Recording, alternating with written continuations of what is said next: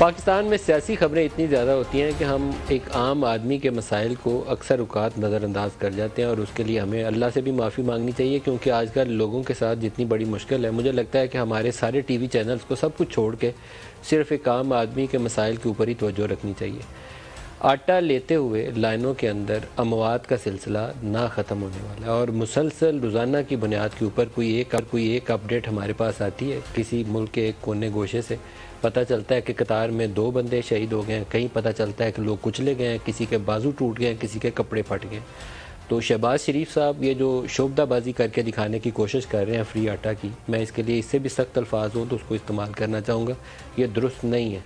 या तो कीमतों पर कंट्रोल करें, या दूसरा तरीका यह है कि आप बेनज़ीर इनकम सपोर्ट प्रोग्राम के ज़रिए कैश सब्सिडीज़ जो दे रहे हैं उसमें इजाफा करें। लोग अपनी मर्ज़ी से जाके जहाँ चाहें आटा ख़रीद लें।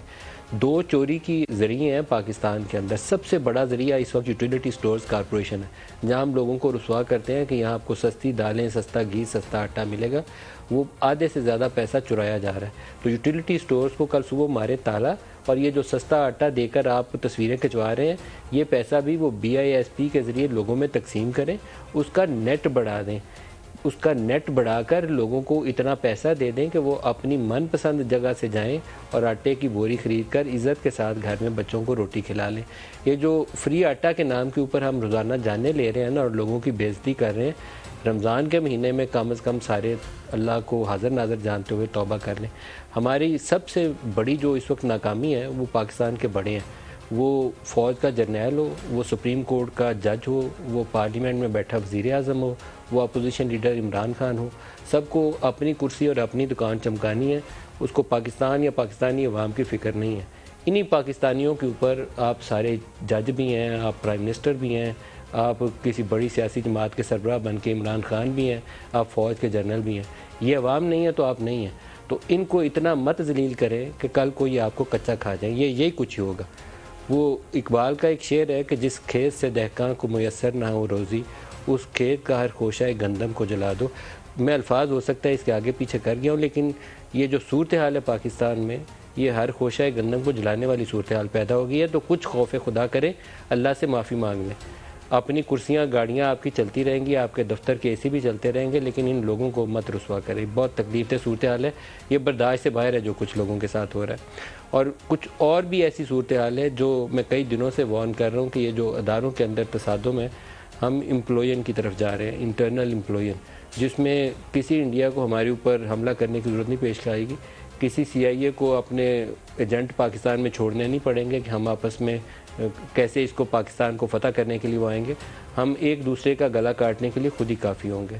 सुप्रीम कोर्ट के जजेस ने बाज़ ऐसे फ़ैसले किए हैं पिछले चंद महीनों में जिसको एटलीस्ट 63A के मामले में मैं यही कहूँगा कि मावराए आइन फ़ैसला था। जस्टिस इफ्तिखार चौधरी ने एक जर्नैल को 3 साल आइन अमेंड करने के लिए जनरल परवेज़ मुशर्रफ को इजाज़त दे दी थी। पता नहीं कौन से कानून के तहत वो फैसला किया था। एक हमारे सुप्रीम कोर्ट के चीफ जस्टिस साहब ने रियाज मलिक की बैरियर टाउन कराची का केस सुनते हुए 460 अरब में उस सारी ज़मीन के कब्ज़े को जायज़ करार दे दिया था। ये प्ली बारगेन मेरी अक्ल में किसी दुनिया के कानून में जायज़ नहीं थी, लेकिन हो गई। बरतानिया ने पाकिस्तान से लूटी हुई दौलत, चुराई हुई 200 मिलियन पाउंड पाकिस्तान को वापस किया। पाकिस्तान के वज़ीर आज़म ने वो उसको उठा के प्लेट में रख के तोहफे में दे दिया और उसने जाके वो सुप्रीम कोर्ट में जमा करा दिया और सुप्रीम कोर्ट ने उस पाकिस्तानी लोगों के चुराए हुए पैसे को कबूल कर लिया। सबकी आंखों पे पट्टी बंधी हुई थी। ये जो भाषण देने के लिए कि मीडिया ये कर रहा है, पाकिस्तानी अवाम ये कर रहे हैं, उस वक्त सुप्रीम कोर्ट को नज़र नहीं था आया ये पैसा पाकिस्तानी टैक्स पेयर्स का पैसा है, या उस वक्त फ़ौज की किसी एजेंसी को पता नहीं था चला कि ये पैसा कहाँ से आया है। और वज़ीर आज़म इमरान खान जिन्होंने रियासत मदीना कायम करनी थी, उसकी आंखों पर पट्टी बंधी हुई थी कि वो 200 मिलियन पाउंड कहाँ से आया था। पट्टी इसलिए बंद गई थी कि उसके एवज़ में 400-500 कनाल ज़मीन मिल गई थी अलकादर यूनिवर्सिटी के नाम के ऊपर। हम पाकिस्तान के साथ अगर यही खिलवाड़ करेंगे ना तो फिर बचने का कोई तरीका नहीं है। शहबाज शरीफ अपने केस माफ़ करवाने आए थे, मैं बहुत कन्विंस हूँ इस मामले में, वो पाकिस्तान बचाने कोई नहीं थे और उनकी अनपॉपुलैरिटी हर आते दिन के साथ बढ़ती जा रही है और पाकिस्तान आगे नहीं चल रहा। इन हालात में क्या इलेक्शन हो सकते हैं? मेरे ख्याल में 3-4 माह के अंदर अगर सियासी क़ुव्वतें इत्तफ़ाक़ राय कर लें तो जुलाई, अगस्त, सितंबर किसी भी दिन में तारीख तय करके इंतखाबात करवा लें, क्योंकि अभी हम इकनॉमिकली कोलैप्स कर चुके हैं, लोगों के पास रोटी नहीं है, भूखे मर रहे हैं। तो अगर ये लड़ लेंगे आपस में तो लड़के तो ना इमरान जीतेगा तो ना शहबाज शरीफ जीतेगा, फिर कुछ और ही होगा जो हमारे काबू से बाहर हो जाएगा। तो कुछ खौफ खुदा करें, पाकिस्तान को बचाने की तदबीर करें। आज सुप्रीम कोर्ट के सामने केस है, मैं उसकी तरफ भी आऊँगा, और पार्लियामेंट के जो कुछ इस वक्त इजलास की कुव्वत है हमारे पास, वो मालूम है कि इनके पास 2/3 अक्सरियत नहीं है। एक बड़े अरसे से पाकिस्तान में बहस होती है और पाकिस्तान के जितने नामवर वकला हैं, इवन हामिद खान पब्लिकली इसके ऊपर कह चुके हैं, जस्टिस फायज ईसा सुप्रीम कोर्ट के अंदर बैठ के सवाल उठा चुके हैं, और गुज़श्ता रोज़ जस्टिस मंदोखेल ने और जस्टिस मंसूर अली शाह ने 27 सफ़ात के अंदर लिख के हमें वो बातें बता दी हैं जो बहुत से काबिल लोग बड़े तवील अरसे से इसके ऊपर सवाल उठा रहे हैं। लेकिन मेरे सामने सवाल ये है कि क्या मौजूदा पार्लियामेंट इस काबिल है कि क्या ये चीज़ें कर सकती है। काबीना ने या हुकूमत ने यह फ़ैसला किया है कि जो सुप्रीम कोर्ट ऑफ पाकिस्तान की सुओ मोटो पावर्स लेने का इख्तियार है उसको रेगुलेट किया जाएगा। मैंने कल प्रोग्राम में भी कहा था ये किसी कानून के ताबे होना चाहिए, फ़र्द वाहिद का इख्तियार नहीं होना चाहिए कि उसका जो दिल आए वो कर ले, और नहीं दिल आए तो 10 बंदे मिसिंग पर्सन हो जाए बलोचिस्तान से, वो किसी को ख्याल नहीं आए। एक MNA अगर किसी ट्राइबल एरिया फाटा एरिया का वो पिछली इस्टेब्लिशमेंट को पसंद नहीं था, वो सालों साल जेल में सड़ता रहा, उसके ऊपर किसी को ख्याल नहीं आया कि पब्लिक इंटरेस्ट लिटिगेशन कर लें। ये किसी कानून के ताबे होनी चाहिए। तो अभी हमारे पास जो इतलात ये हैं कि वफाकी काबीना ने अदालती इस्लाहात से मुतल्लिक एक मसवदा कानून जो है उसको मंजूर किया है। वो कॉपी हमारे पास है, हम स्क्रीन पर डालते हैं आपको। आज खुद नोटिस का मामला 3 सीनियर मोस्ट जजेस देखेंगे। इस वक्त की सुप्रीम कोर्ट और चीफ जस्टिस के ऊपर सबसे बड़ा इतराज़ ये है, और ये जायज़ इतराज़ है, मेरा नहीं ख़्याल है कि इसमें कोई कंटेम्प्ट है, कि सीनियर मोस्ट जजेस बड़े जो सबसे सेंसिटिव नौइयत के केसेस होते हैं उसमें सीनियर मोस्ट जजेस नहीं होते, और ख़ास तौर पर सियासी नौइयत के मुकदमात में एक मखसूस नौइयत का बेंच बनता है जिसको PMLN बार बार क्वेश्चन कर रही है। तो ये चीज़ पब्लिकली अगर डिस्कस हो रही है तो there must be something wrong about it. हर एक उस केस के अंदर एक मखसूस जज क्यों नज़र आए, ये एक मेरे सामने बहुत बड़ा सवाल है। इसको अदलिया को एड्रेस करना चाहिए। अदालत के हर जज के ऊपर हमें आंखें बंद करके भरोसा रखना है, और वही जज हमें सज़ाए मौत दे दे तो सज़ाए मौत के फंदे पे बंदा झूल जाता है उसके किए हुए फ़ैसले के ऊपर। तो वो अपना ये हिसाब रखे कि उसने अल्लाह को जवाब देना है। उसके किए हुए फ़ैसले से पाकिस्तान की तकदीर, किसी इंसान की ज़िंदगी और मौत का फ़ैसला होता है, वो उसका किरदार अपना क्वेश्चनेबल नहीं हो सकता। आज खुद नोटिस का मामला 3 सीनियर मोस्ट जजेस देखेंगे। आज खुद नोटिस के खिलाफ अपील का हक होगा, अभी अपील का हक नहीं है, और 30 दिन में अपील दायर हो सकेगी। 14 रोज़ में अपील की समाअत के लिए मुकर्रर किया जा सकेगा। बिल कौमी असम्बली से मंजूरी के बाद सेनेट में पेश किया जाएगा। अब इसके अंदर एक कैच है, बहुत बड़ा कैच ये है कि ये आइन का आर्टिकल है 191, और 191 के नीचे रूल्स कौमी असम्बली ने तो उसके बनाए नहीं, सुप्रीम कोर्ट ने रूल सारे बनाए हुए खुद इसके।